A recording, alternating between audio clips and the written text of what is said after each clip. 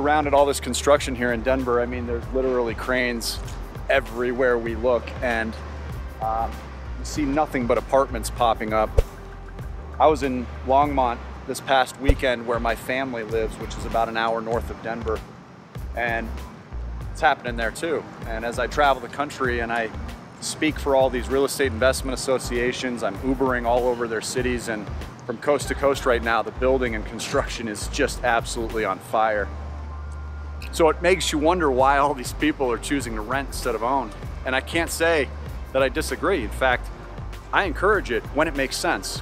A little bit tougher to do with a family, with kids, but for those that it can work for, there are a lot of advantages to renting where you live and owning where you landlord. A couple points I just wanted to talk on about that. When you are an owner of a home that you live in, it is not an asset that's working for you. It's a liability working against you. When something happens to that property, you are 100% responsible for it. When you own a property that you landlord, your tenants are paying for the maintenance on that property. They pay you, you cash flow, you pay for the maintenance. Cash flow actually handles all of the what other people might refer to as headaches regarding home ownership and being a landlord. One of my closest friends, a very successful real estate investor here in Denver, calls cash flow the largest aspirin on the planet. Because again, you can outsource the maintenance and the upkeep of these properties, and you can do so very, very passively.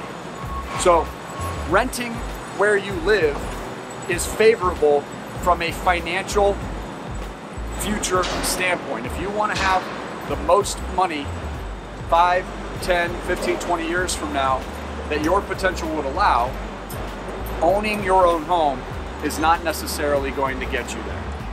So make sure you're comparing all of the aspects of home ownership. I recently saw somebody that was extremely excited about moving into $1 million property that they're building right now.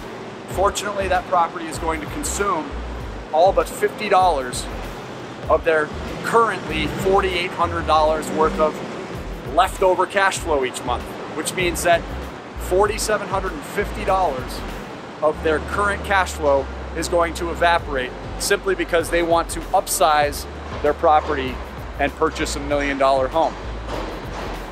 I certainly want to remain enthusiastic for them. They're very, very excited about it, but it's all emotional. And the trouble with our money is we tend to make emotional decisions, whereas rational decision making is not generally the same thing. And this is one of those perfect examples of that. We had to have a pretty difficult conversation. I was leaving that call basically encouraging them to reconsider. And when you've already broken ground on your dream home, that's tough news to get. So from time to time, it's important to have that devil's advocacy.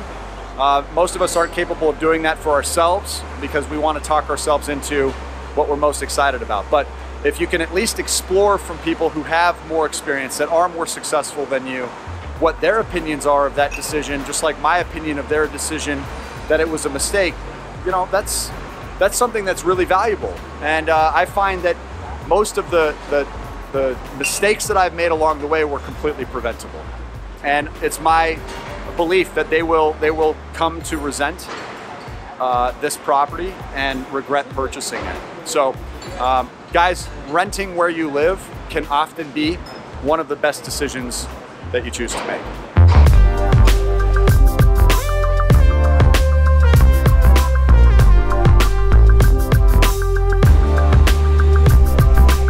Guys, if you want more great tips, make sure you check out all the videos on this channel. If you want us to continue to create on this topic, make sure you hit that like button.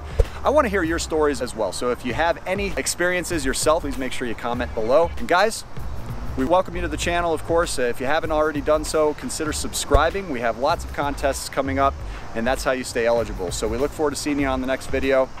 Until that one, make it a great day and take care.